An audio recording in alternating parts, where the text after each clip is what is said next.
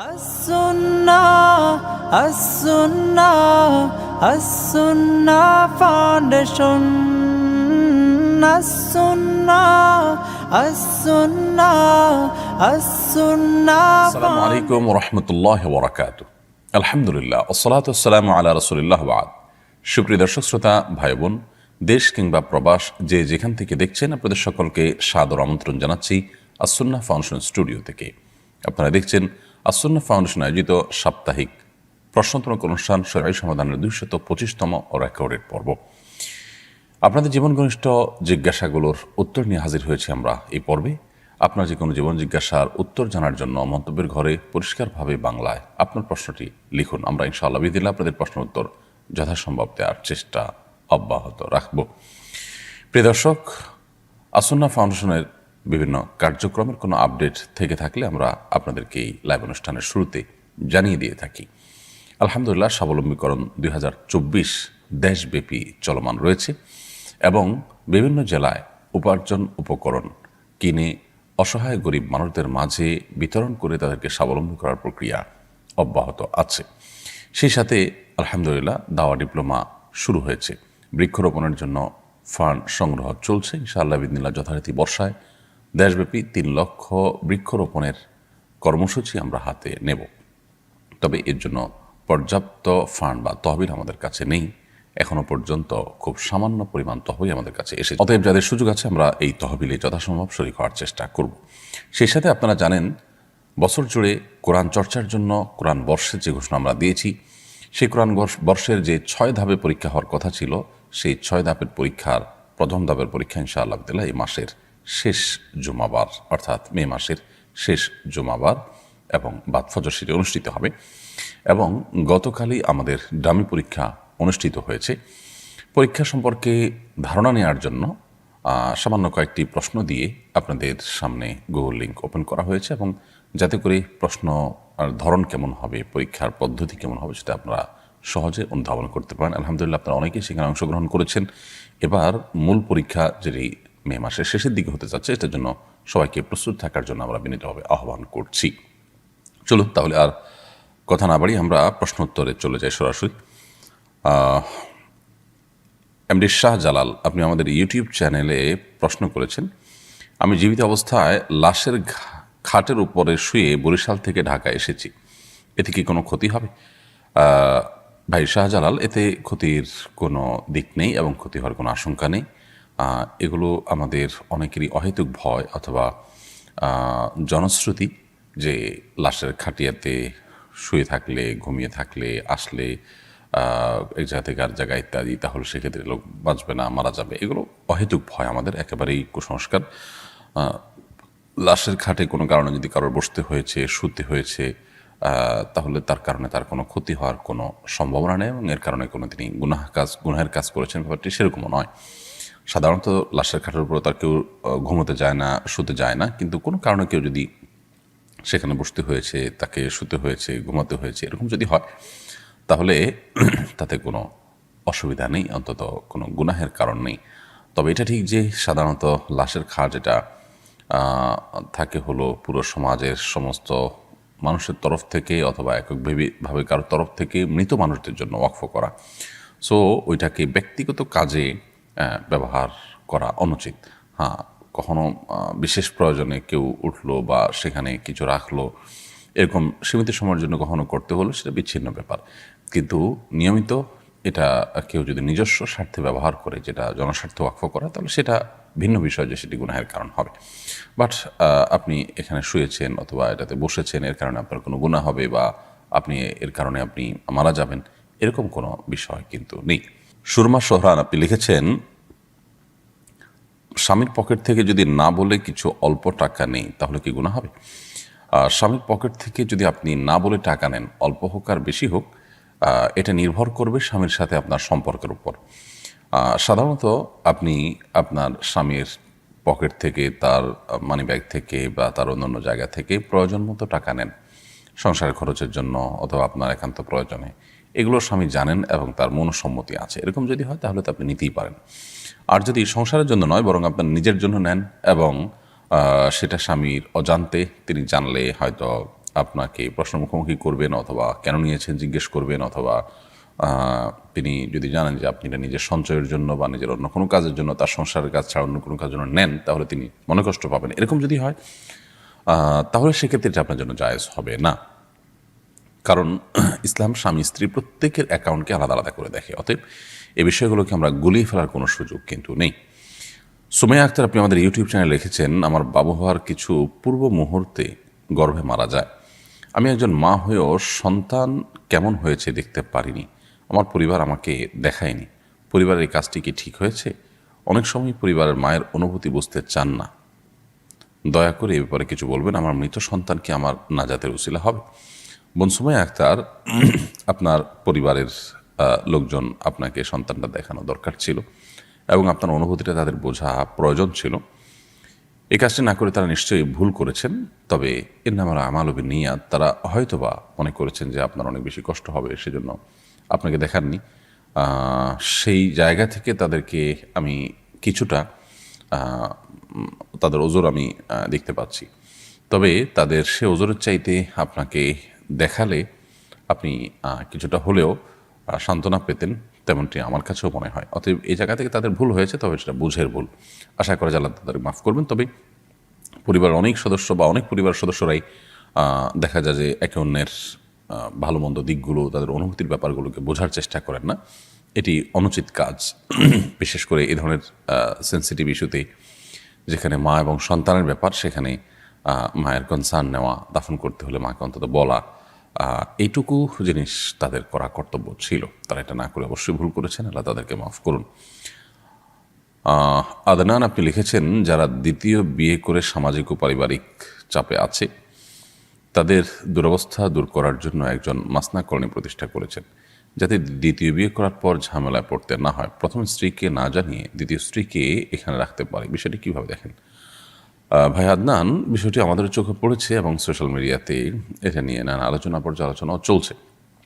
আমরা শুধু এটুকু বলতে চাই যে একাধিক বিয়ের সপক্ষে যে ক্যাম্পেইন চলে থাকে, এই ক্যাম্পেইনটা কোনো কোনো ক্ষেত্রে আমার কাছে এটা আমার ক্ষুদ্র মত সীমালঙ্ঘন মনে হয়েছে। কারণ হলো, শরিয়া কারোর প্রয়োজন হলে তার জন্য একাধিক বিয়ের অনুমোদন রেখেছে, সুযোগ রেখেছে। কারোর প্রয়োজন হলে তিনি একাধিক বিয়ে করতে পারেন, কিন্তু শর্ত দিয়ে দিয়েছে খুব পরিষ্কারভাবে। কোরআনে কারিমে আল্লাহ তাআলা বলে দিয়েছেন যে ইনসাফ করতে পারতে হবে। কারণ ইনসাফ করা নিয়ে যদি সন্দেহ দেখা দেয় যে তিনি ইনসাফ করতে আদৌ পারবেন কিনা, তাহলে সেক্ষেত্রে তার জন্য একাধিক বিয়ে করা জায়েজ নয়। এই যুগে একাধিক বিয়ে করে উভয় পরিবারের প্রতি বা সব পরিবারের প্রতি, সব স্ত্রীদের প্রতি ইনসাফ বজায় রাখছেন, এরকম মানুষ আমি খুব কমই দেখি। আমার কাছে শত শত মানুষ যারা আসেন, তাদের উল্লেখযোগ্য অংশ বা বেশিরভাগকে আমি দেখেছি যে তারা একাধিক বিয়ের পর উভয় স্ত্রীর প্রতি আসলে সমতা বজায় রাখতে পারছেন না। তো যারা সমতা বজায় রাখতে পারছেন না, তাদের জন্য একাধিক বিয়ে করা জায়েজই নেই। আর সমতা বজায় রাখতে পারবেন, সেই দৃঢ়তা থাকলে, সেই দৃঢ় বিশ্বাস থাকলে ইনশাআল্লাহ তার জন্য এটি জায়েজ হবে। তবে এটাকে ক্যাম্পেইন করে এটার পক্ষে আপনার কি জানি বলে, এটাকে নানা রকমের আলোচনা তুলে এটার পক্ষে আন্দোলন গড়ে তোলার মতো আসলে বিষয় নয়। এটা একটি জায়েজ বিষয়। একাধিক বিয়েকে ওলামা একরাম সুন্নাহ বলেছেন এমনও নয়, কিন্তু সুন্নাহর নির্দিষ্ট ডেফিনেশন আছে। সুন্নাহ, নবী করিম সাল্লাল্লাহু আলাইহি ওয়াসাল্লাম কোনো কাজ করেছেন সেটাকেই, বা সাহাবা একরাম কোনো কাজ করেছেন সেটাকেই সবসময় সর্বাবস্থায় সুন্নাহ বা মুস্তাহাব বলে দেওয়া যায় না। তো কোনো ওলামা একরাম, কোনো ইমামগণই কিন্তু একাধিক বিয়েকে সুন্নাহ বলেছেন বলে আমার জানা নেই। সো একটি জায়েজ কাজকে যদি সমাজের মানুষ না জায়েজ মনে করেন, তাহলে সেক্ষেত্রে তাদের ধারণা ভাঙানো যেতে পারে, বলা যেতে পারে। কিন্তু এটার জন্য একাধিক বিয়ের যে ইমপ্লিমেন্ট, সেটার জন্য যে প্রচেষ্টা, সেই প্রচেষ্টাটা যদি আন্দোলনের রূপ নেয় এবং এটা নিয়ে যদি রীতিমতো বিশাল বড় বড় ক্যাম্পেইনের রূপ নেয়, তাহলে সেটা নানা দিক থেকে ক্ষতিকর। এর মধ্যে সবচেয়ে বড় ক্ষতি, যেটা আমার নিজের অভিজ্ঞতা দ্বারা আমি বলতে পারি, প্রতিনিয়ত আমার কাছে এরকম মানুষজন আসেন যারা একাধিক বিয়ে করেছেন, এরপর একটা পর্যায়ে এসে দেখা যায় যে আর টলারেট করতে পারছেন না, নতুন বিয়ে করে সামলাতে পারেন নাই।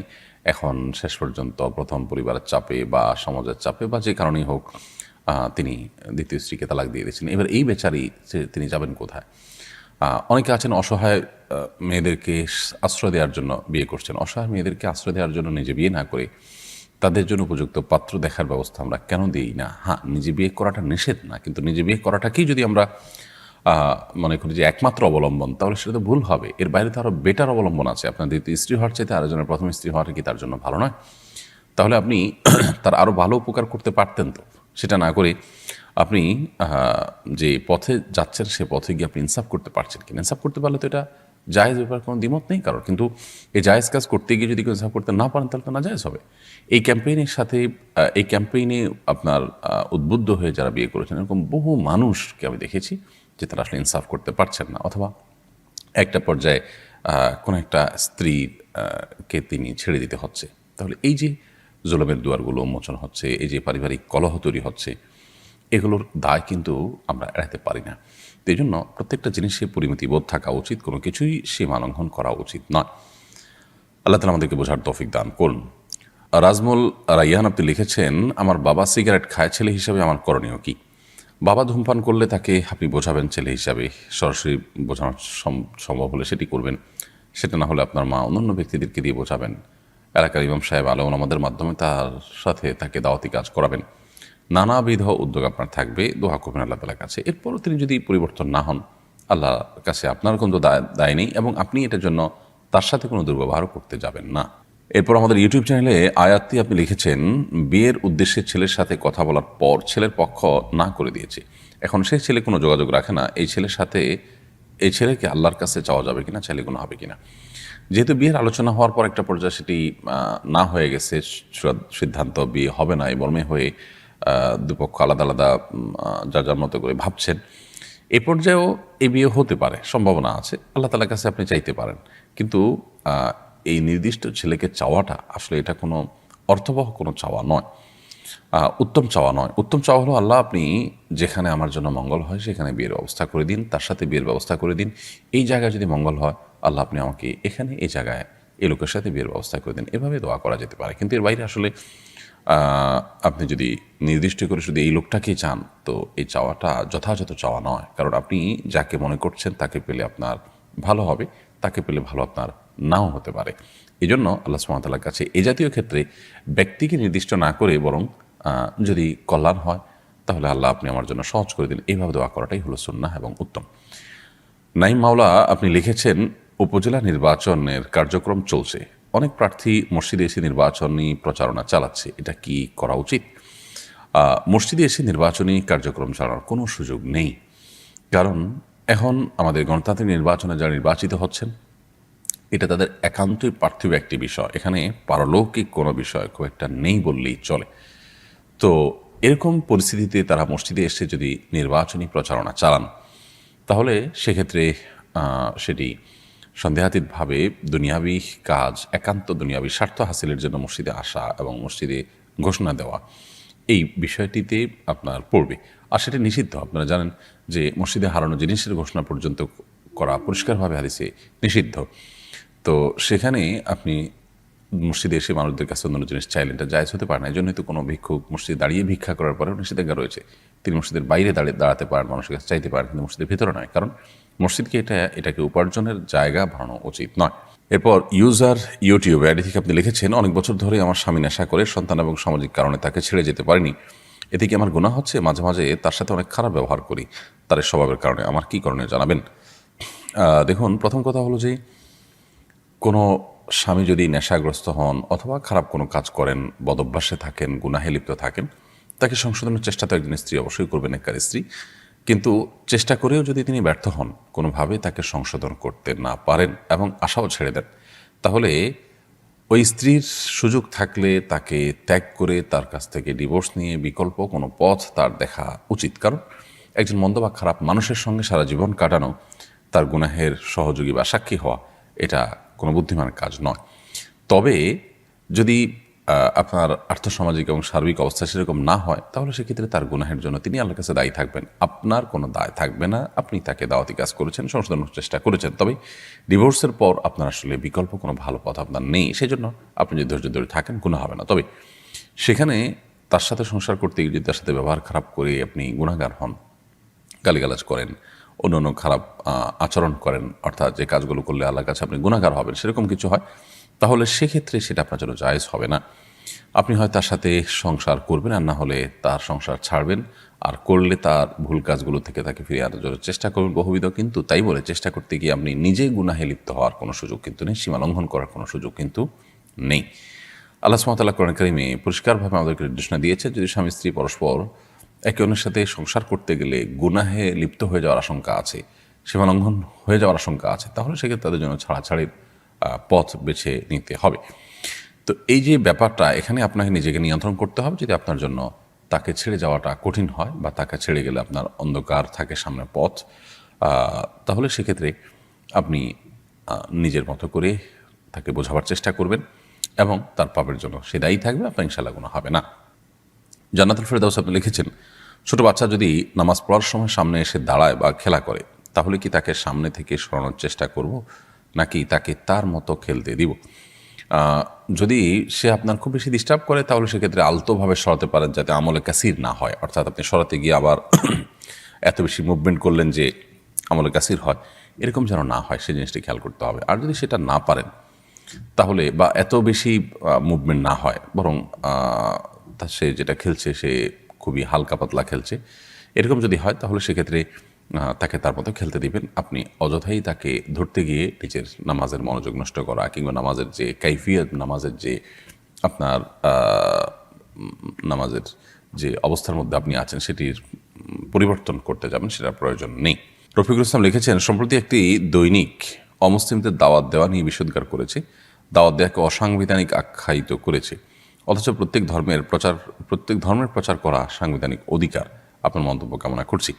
বা রফিকুল ইসলাম, আপনি যে রিপোর্ট বা যে আপনার লেখার কথা বলছেন জাতীয় দৈনিকের, সেটি সম্ভবত আমি দেখেছি এবং আর অনেকে দেখেছেন, যে খুবই দুঃখজনকভাবে একটি দৈনিক একটি মিথ্যা, সম্পূর্ণ ভিত্তিহীন এবং বানোয়াট আপনার রিপোর্ট প্রকাশ করেছে।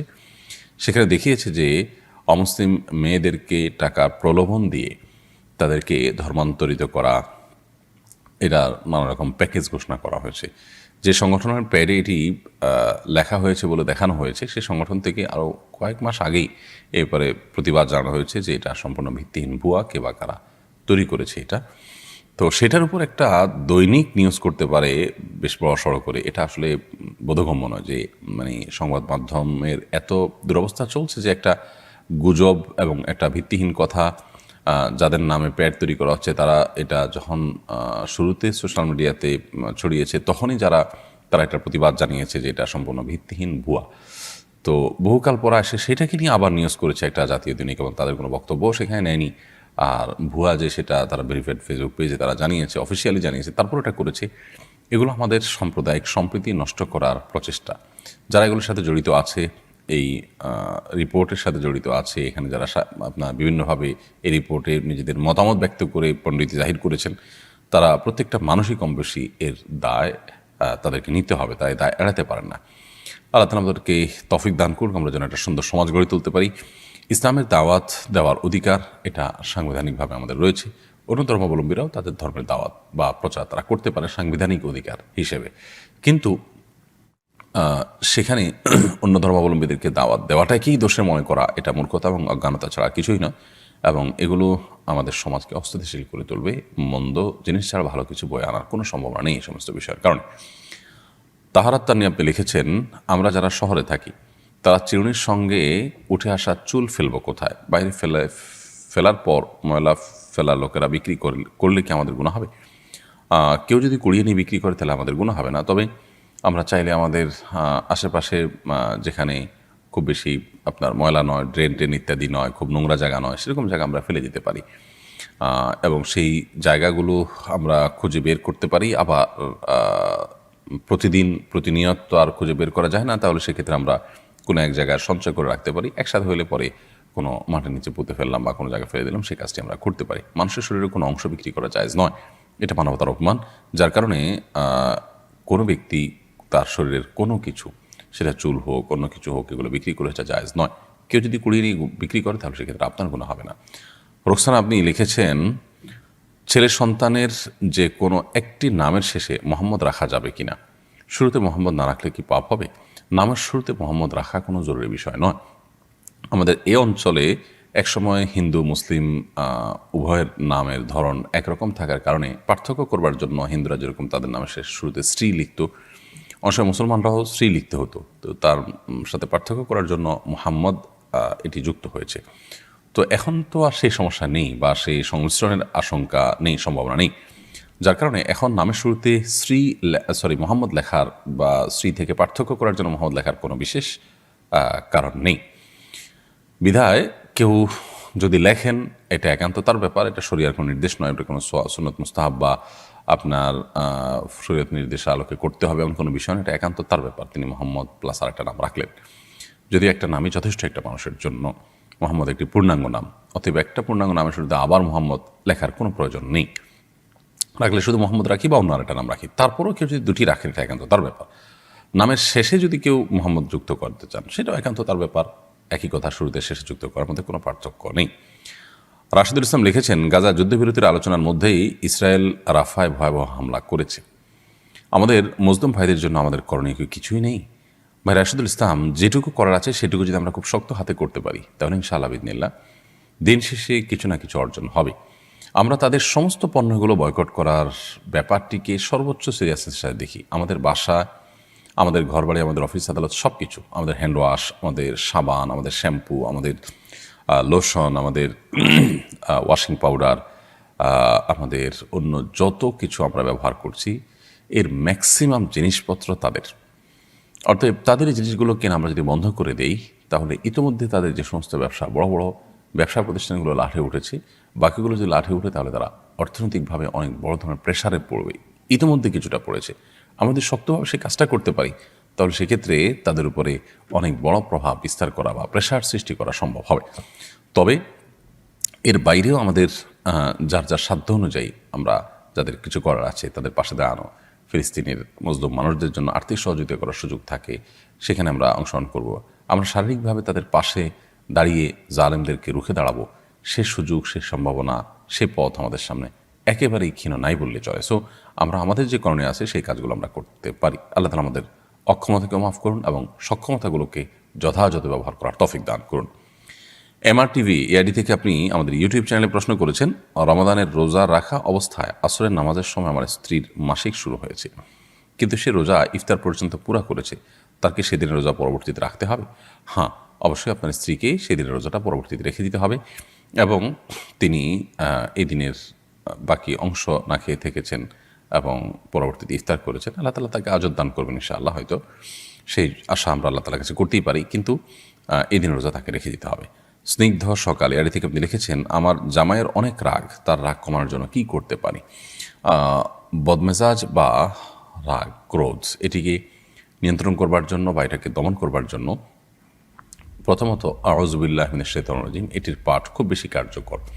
বেশি বেশি আউযু বিল্লাহি মিনাশ শাইতানির রাজিম পাঠ করলে সাধারণত মানুষের রাগ নিয়ন্ত্রণ করা সম্ভব হয়। তিনি যে সমস্ত খাবার খান, যে সমস্ত পানীয় গ্রহণ করেন সেগুলোতে আপনি 7 বার আউযু বিল্লাহি মিনাশ শাইতানির রাজিম পড়ে পড়ে ফু দিয়ে তাকে খাওয়াতে পারেন। এটা অভিজ্ঞতা দ্বারা প্রমাণিত যে অনেক সময় রাগ প্রশমিত হয়। তাছাড়া ক্রোধ দমন বিষয়ক বিভিন্ন মোটিভেশনাল স্পিচগুলো তাকে শোনাতে পারেন এবং এ বিষয়ে ভালো ভালো বইও আছে, সেগুলো তাকে দিতে পারেন। আল্লাহ তাআলা তার ইসলাহ এবং সংশোধন নসিব করুন।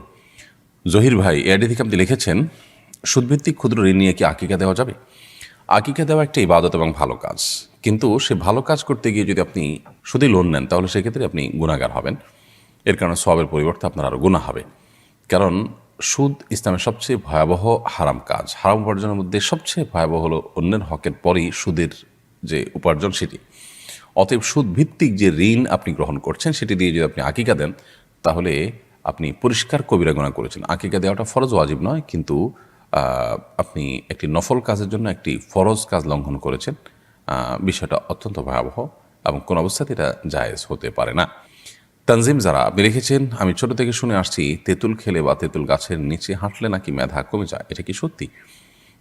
এটার কোনো বৈজ্ঞানিক ভিত্তি তো নেই এবং কোরআন হাদিসের আলোকেও এটি প্রমাণিত নয়। এটির কোনো অভিজ্ঞতা দ্বারা প্রমাণিত আছে কিনা আমি জানি না, তবে কোরআন হাদিস দৃষ্টিকোণ থেকে এরকম কোনো কথা তো নেই, বরং বৈজ্ঞানিকভাবেও তেঁতুল খেলে ব্রেন কমে যায়, মেধা কমে যায় এরকম কথা আছে বলে আমি জানি না। বিষয়টি আমি কিছুটা ঘাটার চেষ্টা করেছি। তবে এরকম কোনো বিষয় আমার চোখে পড়েনি। বিষয়টিকে আপাতদৃষ্টিতে কুসংস্কারই মনে হয়। তবে যদি অভিজ্ঞতা দ্বারা এটি প্রমাণিত হয়, গবেষণা দ্বারা প্রমাণিত হয়, তাহলে ভিন্ন কথা। কিন্তু সেরকম কিছুও কিন্তু কোথাও আছে বলে আমার জানা নেই, এবং আমি অন্তত এ পর্যন্ত দেখিনি। তো একজন মুসলিম সাধারণত ধারণাপ্রসূত অথবা আপনার কুসংস্কার নির্ভর কোনো কথা বা কোনো বিশ্বাসের উপর তিনি কখনো ভর করতে যাবেন না। শাফাত হোসেন আপনি লিখেছেন, এক নারী তার ইদ্যত সম্পন্ন হওয়ার আগে আরেক স্থানে বিয়ে করে ফেলেছে, তখন এই বিষয়ক বিধান জানা ছিল না, এখন করণীয় কি? বা শাফাত হোসেন, এই বিয়ে বাতিল এবং অশুদ্ধ, যার কারণে তাদের এখন বিচ্ছেদ হয়ে যাওয়া জরুরি। নতুন করে বিয়ে হতে হলে যথা নিয়মে তাদেরকে অপেক্ষা করে তারপর আবার নতুন করে বিয়ে বন্ধনে আবদ্ধ হতে হবে। অর্থাৎ যে বিয়ে হয়েছে সেটি বিশুদ্ধ হয়নি, তারা না জেনে করে থাকলে সেজন্য হয়তো আল্লাহ সুবহানাহু ওয়া তাআলা তাদেরকে মাফ করবেন, কিন্তু তাদের অন্যায় হয়েছে যেন তাদের ইস্তেগফার করতে হবে, আল্লাহর কাছে ক্ষমা প্রার্থনা করতে হবে, কারণ এ বিষয়ের জ্ঞান অর্জন করা তাদের কর্তব্য ছিল এবং তারা অন্যায় করেছেন, ভুল করেছেন, বিধায় সেটির প্রায়শ্চিত্ত তাদের করতে হবে। এবং বিচ্ছেদটা তাদের জন্য একেবারেই আবশ্যক। তাদের মধ্যে বৈবাহিক বন্ধনের যে ব্যাপারটি তারা করেছেন, অর্থাৎ আবদ্ধ করেছেন, সেটি আসলে বিশুদ্ধই হয়নি, পুরোটাই বাতিল হয়েছে, অর্থাৎ বিবাহ বন্ধনে আবদ্ধ হননি তারা শরিয়ার দৃষ্টিকোণ থেকে। লুবনা জাহান লিজা আপনি লিখেছেন, যে ব্যক্তি সরাসরি কাবাঘর দেখবে তার জন্য হজ করা বাধ্যতামূলক, এ কথা কতটুকু সত্য? আমরা ওমরা পালন করতে গিয়েছিলাম, সেখানে একজন এই কথা বলেছেন। সম্পূর্ণ ভিত্তিহীন এবং মন গড়া কথা। কাবাঘর দেখলেই হজ ফরজ হয় না। হজ ফরজ হওয়ার সাথে সাধ্য এবং সক্ষমতার সম্পর্ক। কেউ যদি কাবাঘর সরাসরি নাও দেখেন আর এদিকে তার মানে হজ করার মতো সামর্থ্য থাকে, তাহলে তার উপর হজ করা ফরজ হয়ে যায়। আর যদি কেউ দেখেন অথচ তার সামর্থ্য নয়, তাহলে তার উপর হজ করা ফরজ নয়। অতএব হজ করা ফরজ হওয়াটা কাবাঘর সরাসরি দেখা না দেখার উপর নয়, বরং সক্ষমতা থাকা না থাকার উপরে। ফাতিমা রহমান লিখেছেন, বাচ্চা ডেলিভারির সময় ও পরে 40 দিন যে কাপড় মায়েরা পরিধান করেন, পরবর্তীতে সেই কাপড় ধুয়ে পরিধান করে কি নামাজ পড়া যাবে, নাকি সেই কাপড় ফেলে দিতে হবে? বাচ্চা ডেলিভারির সময় এবং পরবর্তীতে 40 দিন কাপড় থাকে, সেই কাপড়গুলো যদি নাপাক থাকে, রক্ত থাকে, সেগুলো ধুয়ে তো অবশ্যই তারা পবিত্র করে পড়তে পারবেন। এই কাপড় ফেলে দেওয়ার কোনো কারণ নেই। যদি সেগুলো পরিচ্ছন্ন করে পড়ার সুযোগ থাকে, অবশ্যই তারা পড়তে পারবেন। এমনি আলবাব হোসেন আপনি লিখেছেন, আসুন্নাহ ফাউন্ডেশনে দেখা দেখি কোনো পেজ থেকে ইসলামিক কুইজের আয়োজন করা হচ্ছে, তবে ফাউন্ডেশনের সঙ্গে অন্যদের পার্থক্য হলো তারা রেজিস্ট্রেশন ফি নেন। সবার কাছ থেকে ফি নিয়ে নির্দিষ্ট কয়েকজনকে পুরস্কার দেওয়া শরীয়ত সম্মত কিনা? দেখুন, আমরা সিরাত পাঠ প্রতিযোগিতা যখন ঘোষণা দিয়েছিলাম, তখন এই বিষয়টিকে আমরা পরিষ্কার করার চেষ্টা করেছি। এরকমটি করার কোনো সুযোগ নেই এবং এটা জায়েজ নয়। কারণ আপনি যখন সবার কাছ থেকে ফি নেবেন, এরপর সামান্য কিছু মানুষকে বা সীমিত কিছু মানুষকে আপনি পুরস্কার দিবেন, তো ব্যাপারটা কিছুটা জুয়ার সাথে মিলে যায়। এছাড়াও আরও কিছু শরিয়ার লঙ্ঘনের কারণে, আরও কিছু পয়েন্টের কারণে এটি নাজায়েজ। এভাবে ফি নিয়ে রেজিস্ট্রেশন করে তারপর আপনি সীমিত কিছু মানুষকে পুরস্কার দিলেন, সেটি জায়েজ নয়।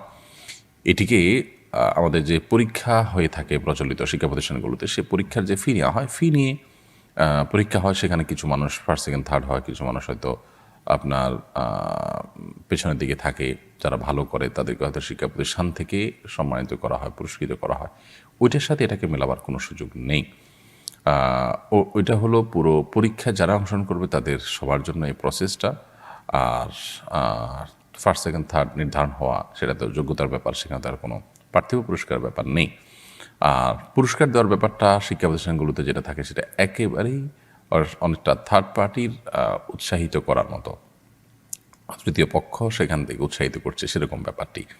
তাদের থেকে যে টাকা নিচ্ছে ফি, সেখান থেকে দিয়ে পুরস্কার দেওয়া হচ্ছে, ব্যাপারটা সেরকম না। আর পুরস্কার সাধারণত দেওয়াই হয় না ফার্স্ট সেকেন্ড থার্ড হলেই। আর যদি দেওয়া হয় তো সেটা ভিন্ন আয়োজন থাকে, যে যারা ভালো করেছে তাদেরকে সম্মাননা। এখানে ওই ফি টাকা নিয়ে পুরস্কার দেওয়া হয়, ব্যাপারটা সেরকম না।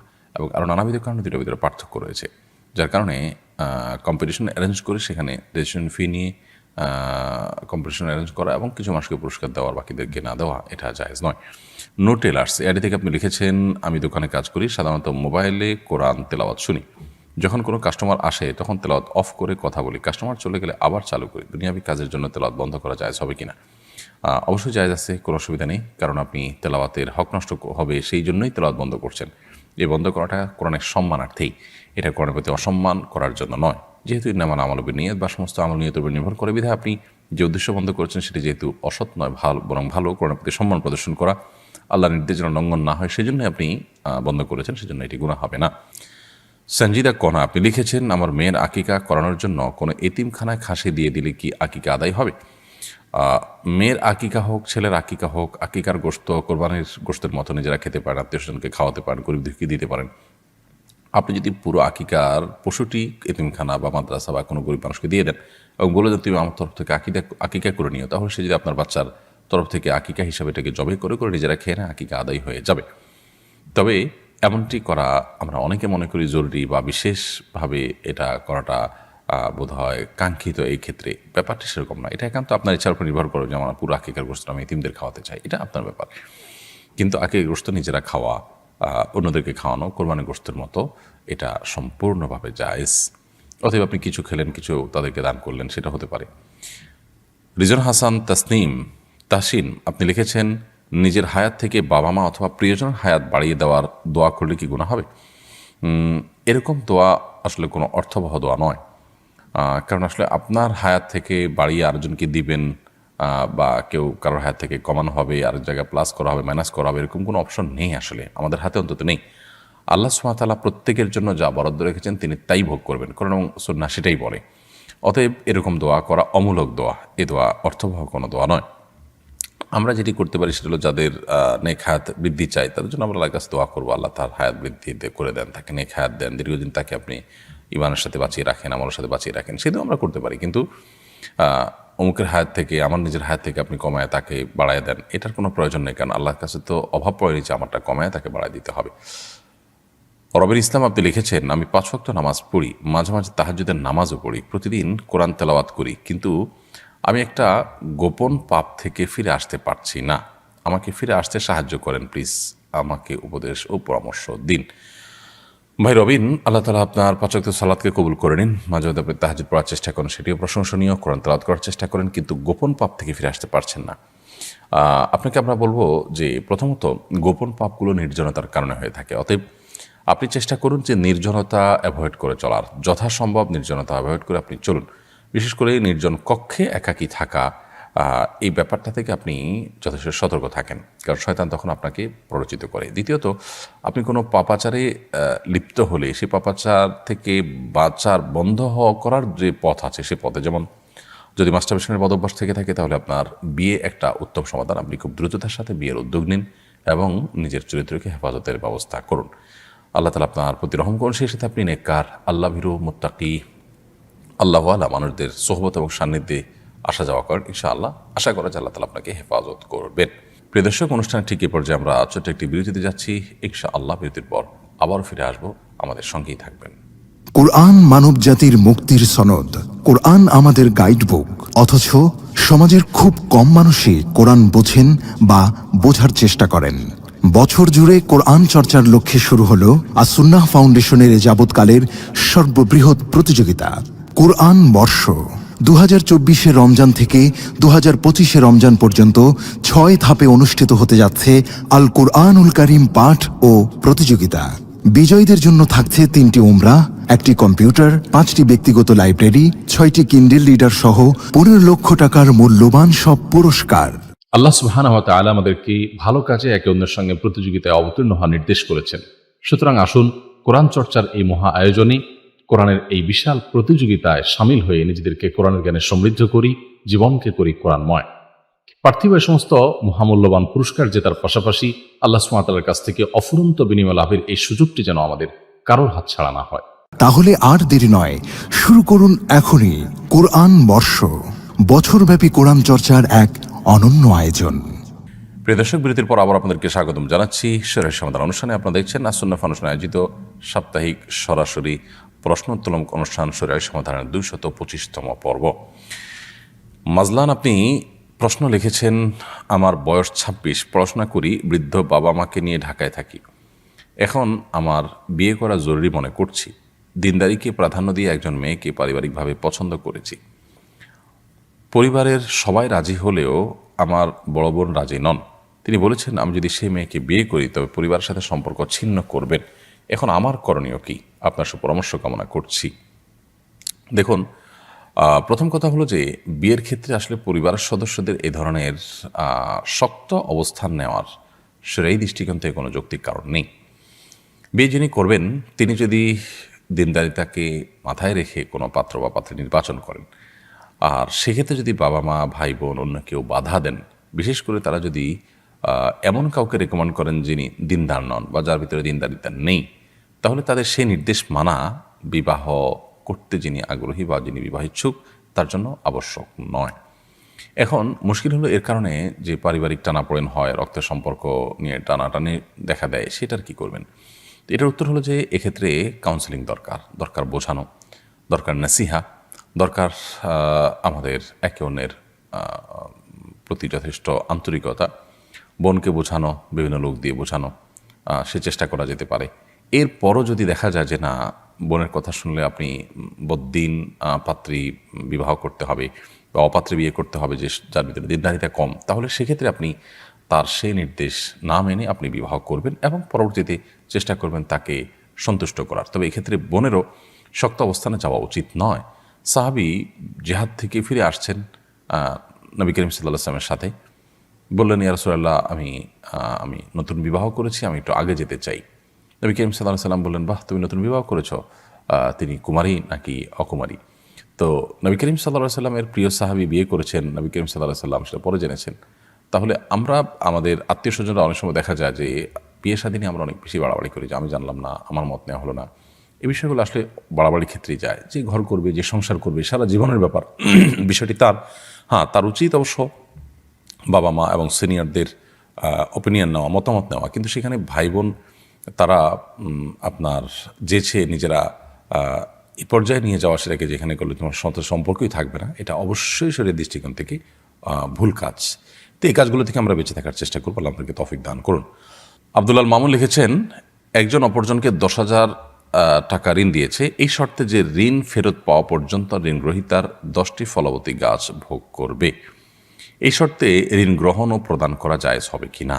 না, এটা সম্পূর্ণ না জায়েজ। কুল্লু কারদিন জাররা নাফআন ফাহুয়া রিবা। যেই লোন নেয়ার বিপরীতে আপনি কোনো প্রকার সুবিধা ভোগ করছেন, সেটি সুদ হিসাবে গণ্য হবে।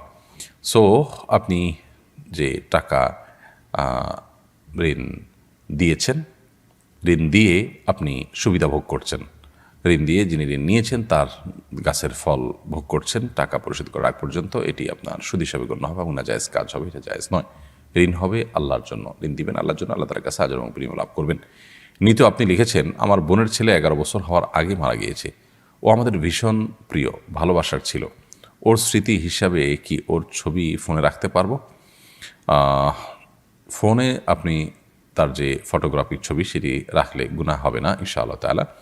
তবে অনেক উলামায়ে কেরাম এই ফটোগ্রাফিক ছবিকেও প্রিন্টেড ছবির মতোই হারাম মনে করেন এবং নিষেধ করেন।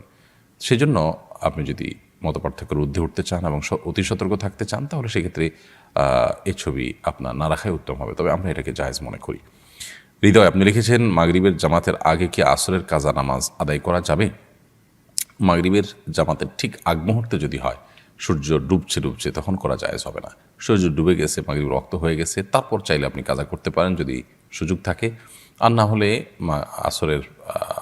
সূর্য ডুবার যথেষ্ট আগে, ধরুন সূর্য ডুবার 15 মিনিট আগে, 20 মিনিট আগে আপনি মাগরিবের আসরের নামাজ কাজা থাকলে সেটি পড়লেন, সেটি আদায় করতে পারেন, কোনো অসুবিধা নেই। এমনি ফিরোজ আলম খান আপনি লিখেছেন, তেঁতুল গাছের কাঠ দিয়ে ঘর বানানোর ব্যাপারে কি কোনো নিষেধাজ্ঞা আছে? এটা কি অশুভ? না, এরকম কোনো অশুভ নাই। যে কোনো গাছের কাঠই আমরা আমাদের ঘর বাড়িতে লাগাতে পারবো, এতে কল্যাণ কোনো ব্যাপার নেই। আমরা যদি এরকম কোনো কিছু মনে করে থাকি, সেটা একান্তই আমাদের কুসংস্কার ছাড়া আর কিছুই নয়। ইমরান খান লিখেছেন, আমার মা ইন্তেকাল করেছেন, মামারা শহরে যে বাসায় থাকেন সেটা আমার নানুর নামে হওয়ায় সবাই এর অংশীদার। মামা আমাদের অংশটুকু তাদের নামে লিখে দেওয়ার জন্য চাপ দিচ্ছেন, ছোট খালাও বলছেন লিখে দেওয়ার জন্য, কিন্তু আমি রাজি নই। এই কারণে মামারা আমাদের সঙ্গে সম্পর্ক ছিন্ন করেছেন। এখন আমার করণীয় কি, পরামর্শ কামনা করছি। আপনার নানুর নামে যে জায়গাটা ছিল, সেই জায়গাটা যদি আপনার নানুর হয়ে থাকে বা আপনার নানা থেকে আপনার নানু পেয়ে থাকেন, অর্থাৎ তিনি যদি মালিক হয়ে থাকেন, তাহলে আপনার মা সেটার ওয়ারিস। অতএব আপনার নানির মৃত্যুর পর যদি আপনার মায়ের মৃত্যু হয়ে থাকে, তাহলে সেখানে তার অংশীদারিত্ব নিশ্চিত হয়ে যায়। আর আপনার নানুর জীবদ্দশা যদি আপনার মার ইন্তেকাল হয়ে যায়, তাহলে কিন্তু সেখানে আপনাদের কোনো অংশীদারিত্ব নেই। তাহলে এখানে কয়েকটা হয়ে গেল, কয়েকটা ভাগ হয়ে গেল। সম্পদটা যদি আপনার নানুর হয়ে থাকে, আপনার নানা থেকে পেয়েছেন বা তিনি নিজের বাবার বাড়ি থেকে পেয়েছেন, যেভাবে পেয়েছেন তার হয়ে থাকে, তাহলে আপনার মা সেখানে ভাগ থাকতে পারে। আপনার নানুর নামে কিন্তু সম্পদটা আসলে আপনার মামা নিজের টাকায় কিনেছেন, জাস্ট মায়ের নামে রেখেছেন, এরকম যদি হয় তাহলে সেখানে কিন্তু আপনাদের কোনো অংশ থাকবে না। তো আপনার নানুর নামে যেটি, সেটি আপনার নানু আপনার নানা থেকে পেয়েছেন বা নিজে কিনেছেন, অর্থাৎ আপনার মামাদের নয় অ্যাটলিস্ট, সেরকম যদি হয় তাহলে সেক্ষেত্রে সেখানে আপনার মায়ের অংশ থাকবে, যদি আপনার নানু মৃত্যুর পর আপনার মায়ের মৃত্যু হয়, তাহলে সেক্ষেত্রে আপনাদের ভাগ আছে। সেই ভাগ দেওয়ার জন্য যদি আপনাদেরকে চাপ দেয় মামা বা খালারা, তো সেই চাপ মানতে আপনারা বাধ্য নন। এক্ষেত্রে আপনার মামারা যদি আপনাদের সাথে সম্পর্ক ছিন্ন করেন বা সম্পর্ক নষ্ট করেন, সেক্ষেত্রে তারা গুণাগার হবেন, এটা তাদের দোষ। তবে আপনারা তাদের জন্য স্যাক্রিফাইস করতে পারলে, সুযোগ থাকলে আপনারা করবেন, যদি করার প্রয়োজন হয়, তারা অভাবী হয়, নিঃস্ব হয়, আল্লাহ আপনাদেরকে স্বাবলম্বী করে থাকেন, সেটা আপনাদের চেষ্টা করা কর্তব্য, যদি আপনাদের সেরকম অবস্থা থাকে, আপনারা অবস্থাশালী, তারা দুর্বল, এরকম যদি হয়। আর যদি সেরকমটি না হয়, এমনকি সেটা হলেও আপনার জন্য বাধ্যতামূলক নয়, আমি জাস্ট উত্তম অনুত্তম বলেছি, এটা করতে পারলে ভালো হয় যদি তারা দুর্বল থাকেন। আদারওয়াইজ এটা আপনাদের জন্য না জরুরি, না আবশ্যক, এর কারণে তারা যদি মনক্ষুণ্ণ হন, সম্পর্ক নষ্ট করেন, সেটা একান্ত তাদের ব্যাপার এবং তারা গুণাগার হবেন। এরপরে আজমাইন আকিব আপনি লিখেছেন, আমার বাবা পুলিশ অফিসার ছিলেন, তার উপার্জনের হারাম হালাল মিশ্রিত ছিল, তার ইনকামের টাকায় অনেক সম্পদ করেছেন, তিনি মারা যাওয়ার পর সম্পদ মা এবং আমাদের ভাই বোনদের মধ্যে বণ্টিত হয়েছে। এখন আমার অংশ কি আমার জন্য ভোগ করা হালাল হবে? সে সম্পদ না থাকলে আমাকে দরিদ্র বলা চলে। আমি একজন ছাত্র, দৈনিক 200 টাকা ইনকাম আমার, দয়া করে জানাবেন। হারাম এবং হালাল মিশ্র উপার্জন হলে কী পরিমাণ হারাম উপার্জন হতে পারে, সেই বিষয়টাকে বের করে ধীরে ধীরে হলেও সেই টাকা সওয়াবে নিয়ত করা ছাড়া দান করে দিয়ে আপনার বাবাকে দায়মুক্ত করার চেষ্টা আপনাদের করা উচিত, এবং আপনাদের নিজেদেরও দায়মুক্ত হওয়ার চেষ্টা করা উচিত।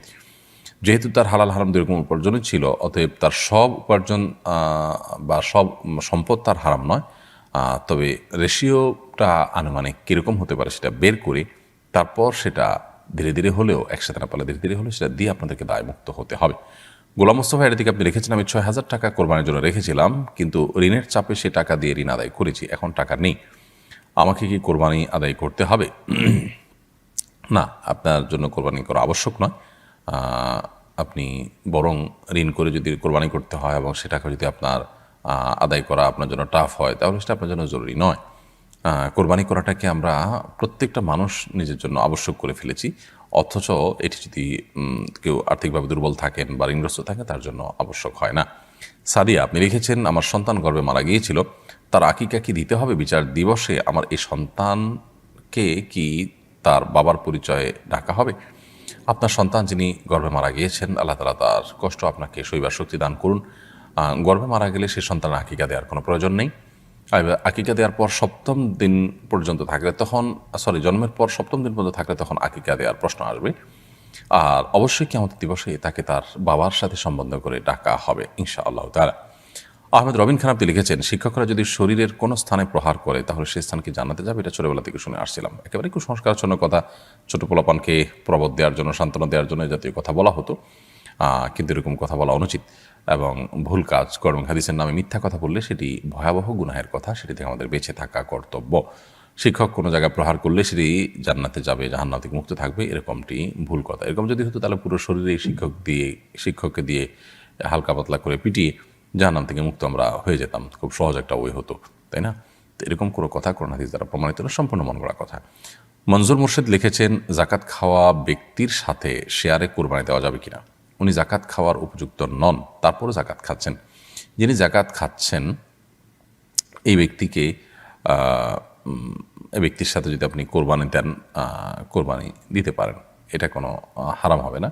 একজন গরিব মানুষ, তিনি জাকাতের টাকা পেয়েছেন, তিনি করে সেই জাকাতের টাকা সংগ্রহ করে সেটা দিয়ে তিনি কোরবানি করতে চাইলে সেটা নাজায়েজ বা হারাম কোনো কাজ নয়। আপনি তার সাথে কোরবানি দিলে কোরবানি জায়েজ হবে। তার উপার্জন হারাম হলে সেটা নিয়ে কোরবানি দেওয়া যাবে কিনা সেটা হলো ভিন্ন প্রসঙ্গ, সেটা নিয়ে অবশ্য আমাদের ইখতিলাফ আছে। শাকিলা জামান জুথি আপনি লিখেছেন, স্বামী মারা যাওয়ার পরে কোথায় ইদ্যত পালন করতে হবে? শ্বশুর বাড়ি, বাপের বাড়ি, নাকি যেখানে ভাড়া থাকে সেখানে? জানাবেন প্লিজ। স্বামী মারা যাওয়ার পর ইদ্যত পালন করবেন যেখানে স্বামী মারা গেছেন সেখানে, স্বামীর বাড়ি হতে পারে। স্বামীর বাড়িতে সাধারণত স্বামী মারা যান, অতএব সেখানে আপনি ঈদত পালন করবেন আপনার নিজস্ব নিরাপদ কক্ষ থাকলে সেখানে। আর যদি সেখানে নিজের বসবাস করাটা নিরাপদ না হয়, সেফ না হয় স্বামীর মৃত্যুর পর, তাহলে সেক্ষেত্রে আপনি নিজের বাবার বাড়িতে গিয়ে বা নিজের নিরাপদ জায়গায় গিয়ে আপনি ঈদত পালন করতে পারবেন। শরীফুল ইসলাম লিখেছেন, আপনি যে বৃষ্টির জন্য নামাজ পড়েছেন, এক হুজুর এটার বিরোধিতা করেছেন, আপনি নাকি হাত তুলে মোনাজাত করা বিদআত মনে করা সত্ত্বেও নামাজের পরে হাত তুলে মোনাজাত করেছেন, এই বিপরীত সম্পর্কে কি বলবেন? ভাই শরীফুল ইসলাম, প্রথমত কথা হলো যে বৃষ্টি প্রার্থনার যে সালাত, এই সালাতে নবী করিম সাল্লাল্লাহু আলাইহি সাল্লাম হাত তুলে মোনাজাত করেছেন, সাহাবীর হাত তুলে মোনাজাত করেছেন। নামাজের পর হাত তুলে মোনাজাত করাটাকে আমরা বিদআত বলি না। অনেকে ভুল বোঝেন বিষয়গুলোকে। নামাজের পর দোয়া কবুলের জায়গা, যে কেউ আল্লাহ তাআলার কাছে দোয়া করতে পারেন, বরং আমাদের চাওয়াগুলোকে পেশ করা উচিত আল্লাহ তাআলার কাছে। তবে নামাজের পর যে ট্র্যাডিশনাল দোয়া, সম্মিলিত দোয়া, যে কনসেপ্ট আমাদের সমাজে প্রতিষ্ঠিত আছে, এটি সুন্নাহ দ্বারা সাবেত নয়। এটি আমাদের সমাজে যেভাবে প্রতিষ্ঠিত আছে এটাকে বিদআত, মানে বেদাতের পর্যায়ে আমরা নিয়ে গেছি, অর্থাৎ এটাকে আমরা নামাজের পাঠ বানিয়ে নিয়েছি এবং এটাকে ট্র্যাডিশন বানিয়ে ফেলেছি। এর বাইরে আমরা নামাজের কথা চিন্তাও করতে পারি না। পুরো সমাজের চিত্র এরকম, সেজন্য সেটিকে আমরা বেদাত মনে করি।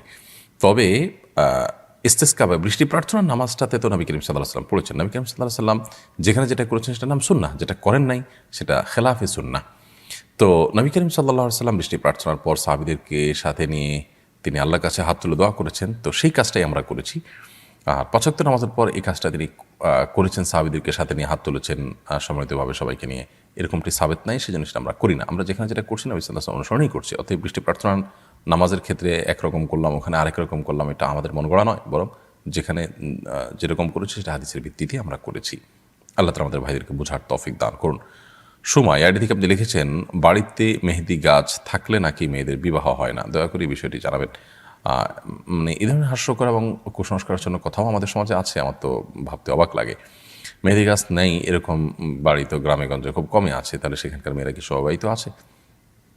জিয়াউল হক আপনি লিখেছেন, মসজিদের দায়িত্ব পেয়ে সঠিকভাবে দায়িত্ব পালন না করলে কি গুনাহ হবে?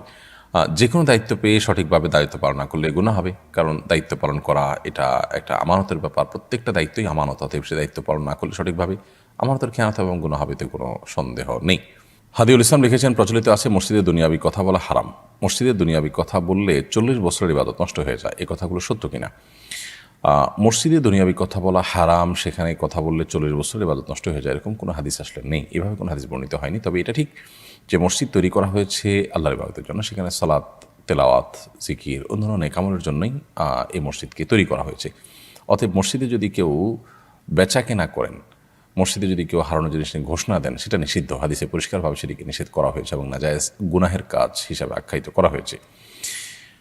অতএব মসজিদকে নিছক ব্যবসা বাণিজ্যের জন্য, দুনিয়াবি কাজের জন্য যদি নির্ধারণ করে কেউ, রেস্ট করার দরকার, মসজিদে যা রেস্ট করেন তিনি, এটা তার রেস্টের জায়গা, অথবা সেখানে বসে তিনি ব্যবসায়িক মিটিং করেন, পণ্য রাখেন, বেচা কিনা করেন, তো সেগুলো নিষেধ এবং নাজায়েজ, সেভাবে কোনো সন্দেহ নেই। তবে মসজিদের দুনিয়াবি কথা এটা যদি প্রাসঙ্গিকভাবে আসে, একটা হলো দুনিয়াবি আলাপের জন্য আপনি বাহির থেকে সেখানে ব্যবসায়িক মিটিং সেট করে দুনিয়াবি আলাপ করলেন, সেটা নিষেধ এবং নাজায়েজ। কিন্তু আপনি কথা প্রসঙ্গে দুনিয়ার কোনো প্রসঙ্গ আসলো এবং সেটা নিয়ে বললেন, প্রসঙ্গত বললেন, তো সেটা নাজায়েজ বা হারাম নয়।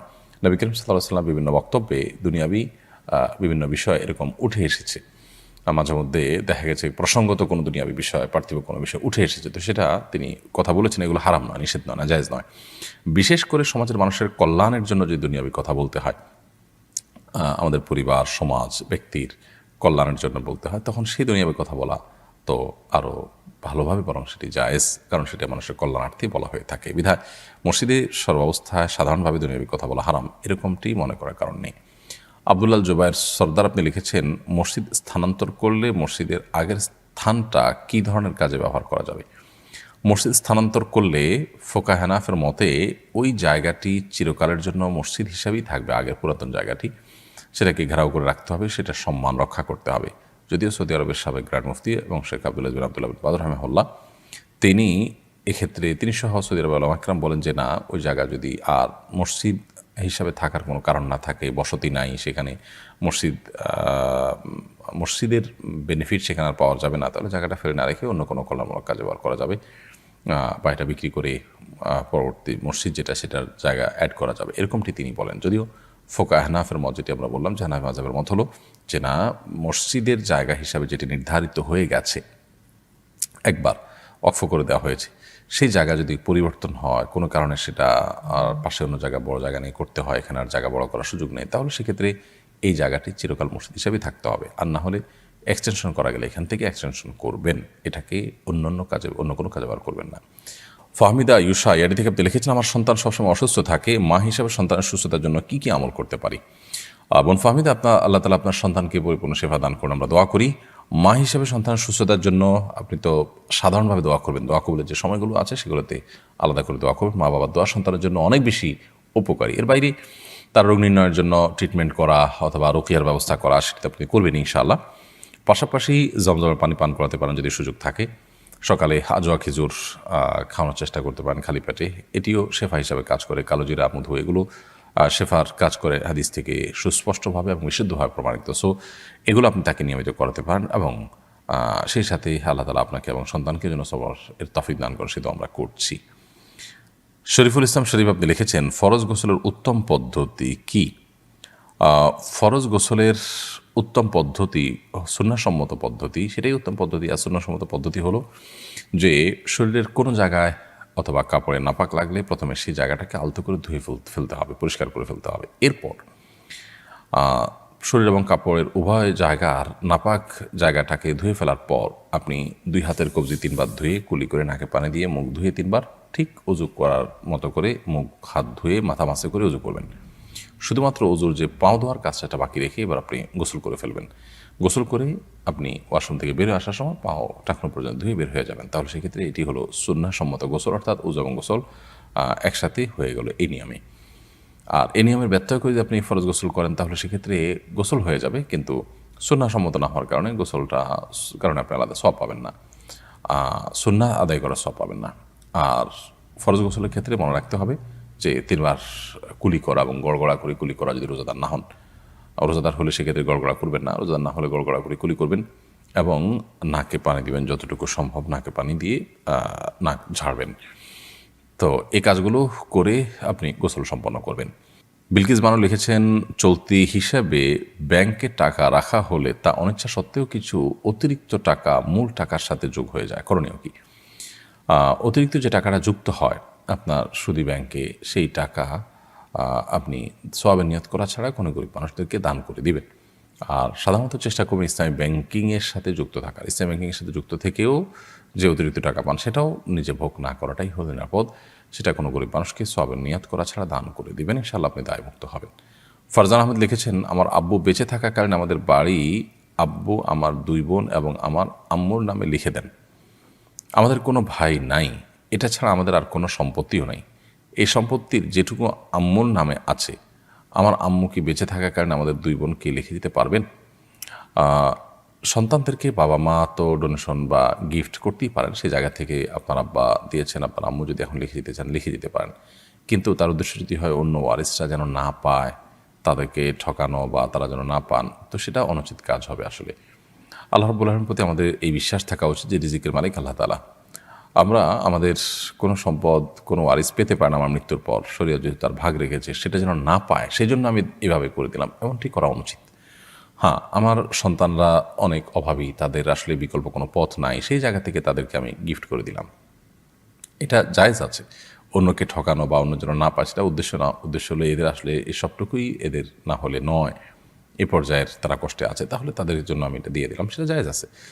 তবে কিছুটা সম্পদ হলেও যদি রেখে দেওয়া হয় অন্যান্য ওয়ারিসদের জন্য, সেটা সর্বোত্তম। নূর মোহাম্মদ আপনি লিখেছেন, সফরে বের হলে সফর পরিমাণ দূরত্ব অতিক্রম করলে কসর পড়তে হবে নাকি বাসা থেকে বের হওয়ার পর থেকেই কসর করা যাবে? সফরে বের হলে আপনি সফরের পরিমাণ দূরত্ব অতিক্রম করার পর কসর প্রযোজ্য হবে, বাট এরকম না। বরং আপনার নিজের বাসা শুধু নয়, বাসার পাশাপাশি আপনার নিজের যে মহল্লার এরিয়া আছে, আপনার একটা মহল্লার একটা এলাকার নাগরিক যে সুবিধা সাধারণত থাকে, এই পুরো সুবিধা সম্বলিত যে এলাকা আছে, ধরুন আপনি কোনো উপজেলায় থাকেন, উপজেলা পরিষদ পার হলেন, আপনি কোনো সিটি কর্পোরেশন এরিয়া থাকেন, সেটা এরিয়া পার হলেন, তো আপনি কোনো ইউনিয়নে থাকেন, সেই ইউনিয়ন পার হয়ে গেলেন, তো এরকম নিজস্ব যে এরিয়া আছে, এই এরিয়া যখন আমরা ক্রস করে চলে যাব, তখন আমাদের কসরের এই সুবিধা বা সফরের বিভিন্ন বিধিবিধান আমাদের জন্য প্রযোজ্য হবে এবং সবগুলো আমাদের জন্য তখন কার্যকর হবে। এমডি ফারহান সানি আপনি লিখেছেন, আপনার স্কিল ডেভেলপমেন্ট কোর্সগুলো অনলাইন ভিত্তিক করলে আমরা খুবই উপকৃত হতাম, যদি এ বিষয়ে কিছু বলতেন। দেখুন, অনলাইনে সব কিছু শেখানো সম্ভব হয় না। আমাদের স্কিল ডেভেলপমেন্ট ইনস্টিটিউটের ওয়েব ডেভেলপমেন্ট কোর্স সেটা অনলাইন ভিত্তিক। ওয়েব ডেভেলপমেন্ট কোর্সটা আমরা শুরুতে অনলাইন ভিত্তিক করি, এরপরে সেটাকে অফলাইনে আনা হয়। কিন্তু সাধারণত এখানে অফলাইনে কোর্সগুলো কমপ্লিট করতে হয়। অনলাইনে করলে আপনার যথাযথভাবে এগুলোর হক আদায় করা সম্ভবপর হয় না। যেখানে অনলাইনে করা সম্ভব সেখানে আসলে আমরা অনলাইন করার চেষ্টা করি।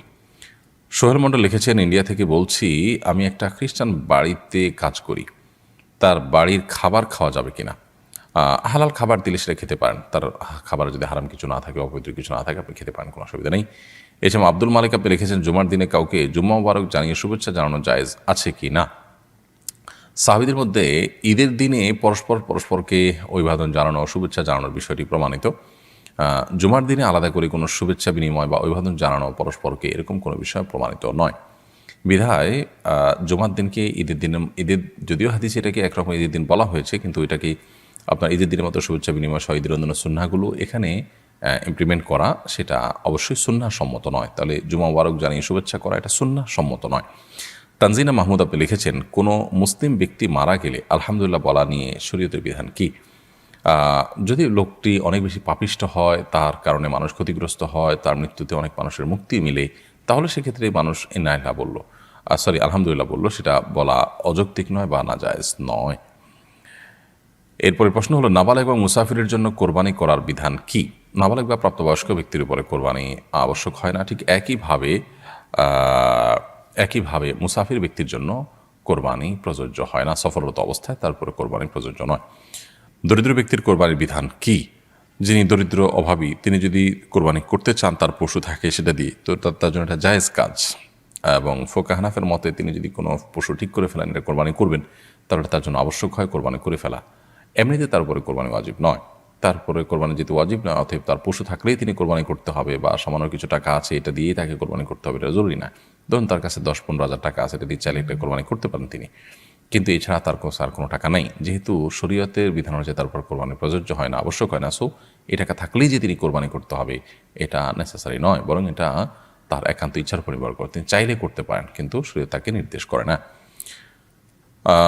খাসিকৃত পশু দ্বারা কোরবানি করা যাবে কিনা? অবশ্যই খাসিকৃত পশু এটাকে দিয়ে আমরা কোরবানি করতে পারি। এটা দিয়ে কোরবানি করলে কোনো প্রকার গুনাহ হবে না এবং নাজায়েজ কোনো কাজ হবে না।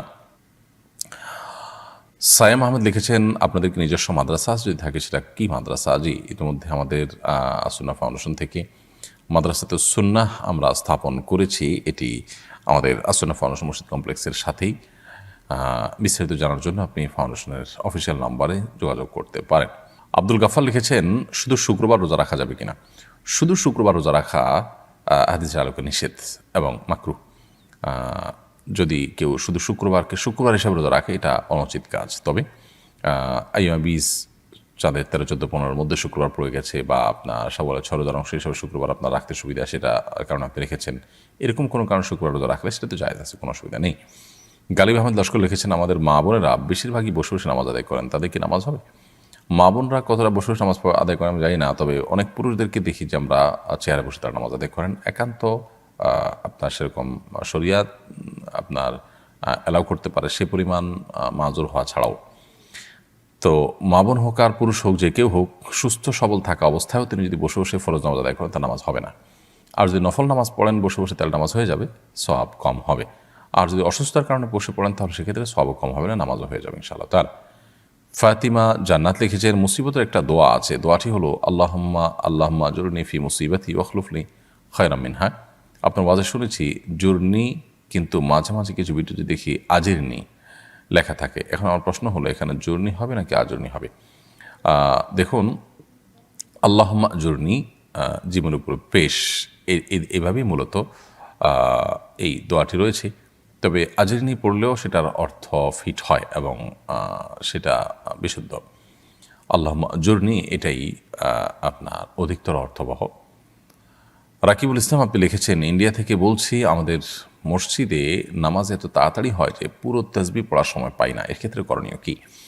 আপনার মসজিদে নামাজে যদি খুব বেশি তাড়াহুড়ো করা হয়, এবং পুরো তসবিহ পড়ার সময় না পান, তাহলে সেক্ষেত্রে ইমামের অনুকরণের জন্য আপনি চেষ্টা করবেন তাসবিহ না পড়ে হলেও ইমাম অনুকরণ করা। আর যদি মনে হয় যে না আমি আর সামান্য একটু বাকি আছে বলে ফেলতে পারি, তাহলে বলে ফেলে তারপরে ইমাম অনুকরণ করবেন, তাতে অসুবিধা নেই। আর ইমাম সাহেবকে নামাজের আগে পরে বোঝানোর চেষ্টা করবেন, কাউন্সিলিং করার চেষ্টা করবেন, যেন তিনি মানুষকে তাসবিহ পাঠের সময় সুযোগ দেন এবং তিনি যেন সালাত ধীরে ধীরে পড়েন, তাড়াহুড়া না করেন, এটি তাকে বোঝাতে হবে। মনিরুল হক মল্লিক আপনি লিখেছেন, আমি ভারত থেকে বলছি, পড়াশোনার ক্ষেত্রে সবথেকে ফলপ্রসূ আমলের ব্যাপারে বলবেন। পড়াশোনা ভালো হওয়ার জন্য সবচেয়ে বেশি গুরুত্বের সাথে আমাদের যেটি করা দরকার তা হলো পড়াশোনা মনোযোগ দিয়ে করা দরকার, সিরিয়াসনেসের সাথে করা দরকার। আমরা যখন মনোযোগের সাথে পড়াশোনা করবো ইনশাআল্লাহ তাআলা সাহায্য করবেন। সেই সাথে আল্লাহ তাআলার কাছে দোয়া করব, বিসমিল্লাহ বলে পড়াশোনা শুরু করব, ভুলে গেলে দরুদ পড়ব, সুন্নাহসম্মত লাইফস্টাইল মেনটেন করব, গভীর রাত পর্যন্ত পড়ে সকালে না ঘুমিয়ে এবং রাতে তাড়াতাড়ি শুয়ে ভোরে উঠে পড়াশোনা করবো। ইনশাআল্লাহ বিদিনিল্লাহ বিষয়গুলো আমাদের পড়াশোনার জীবনেতে বরকত এনে দিবে আল্লাহ যদি চান। মোহাম্মদ আবু হানিফ আপনি লিখেছেন, চট্টগ্রামে একটা মাদ্রাসা চালু করুন, ইনশাআল্লাহ হয়তো হবে, দোয়া করবেন, আল্লাহ তাআলা যেন ব্যবস্থা করে দেন, জমি জমা সব কিছু। শেখ আহমেদ লিখেছেন, ফ্রিল্যান্সিংয়ের অন্যতম একটা সেক্টর হচ্ছে ডিজিটাল মার্কেটিং। ডিজিটাল মার্কেটিং সম্পর্কে শরীয়ত কী বলে? আপনি যেটা মার্কেটিং করেছেন যেটা হারাম কোনো জিনিস না হয়, পদ্ধতি হারাম কিছু দিয়ে আপনার নারী ফেস ইত্যাদি দিয়ে যদি না করে থাকেন সেটা জায়েজ, আর যদি হারাম কিছু দিয়ে করেন তাহলে সেটা না জায়েজ হবে। বিষয়টা নির্ভর করবে যে আপনি কিসের মার্কেটিং করছেন, কী পদ্ধতিতে মার্কেটিং করছেন তার উপরে। নাসরিন আক্তার লিখেছেন, মহিলারা কি পুরুষ উস্তাদের কাছে আরবি শিক্ষা নিতে পারবে? কোরআন শিক্ষা দিয়ে কি হাদিয়া নেওয়া জায়েজ আছে? কোরআন শিক্ষা দিয়ে হাদিয়া নেওয়া জায়েজ আছে, তবে পুরুষ শিক্ষকের কাছে মহিলাদের কোরআন শিক্ষা উচিত নয়। মহিলাদের কাছে শিখবেন, একটু কষ্ট হলেও সে ব্যবস্থাই করবেন, তা না হলে এটি ফিতনার দ্বারা যেমন উন্মোচিত হবে, এটি না জায়েজের সম্ভাবনা অনেক জোরালো। যদি এমন হয় যে না সেরকম ফিতনার কোনো আশঙ্কা নাই, অনেক বৃদ্ধ মানুষ বা আপনার মহিলা অনেক বৃদ্ধা, কিংবা আপনার মহিলার কোনো ব্যবস্থা নাই, মহিলা শিক্ষিকার কোনো ব্যবস্থা নাই, তাহলে সেক্ষেত্রে বহু শর্ত সাপেক্ষে সেটি জায়েজ হতে পারে, কিন্তু সাধারণত এটি জায়েজ হবে না, কারণ বিকল্প পথ সচরাচর থাকে। একটু কষ্ট হলেও আমরা বিকল্প পথ খুঁজে বের করতে পারি। প্রিয় দর্শক, দেখতে দেখতে আমরা অনুষ্ঠানের একেবারে শেষ প্রান্তে চলে এসেছি, সময় হয়েছে বিদায় নেওয়ার। ইনশাআল্লাহ বিদিন আল্লাহ তাআলা যদি আমাদেরকে সুস্থ রাখেন, ভালো রাখেন, আগামী জুমাবার আবারও একই সময় আপনাদের সঙ্গে দেখা হবে। আল্লাহ তাআলা আমাদের সবাইকে সে পর্যন্ত ভালো রাখুন, সুস্থ রাখুন, নিরাপদে রাখুন। জাযাকুমুল্লাহু খায়রা। আসসালামু আলাইকুম ওয়া রাহমাতুল্লাহি ওয়া বারাকাতুহু। আসুন্নাহ ফাউন্ডেশন।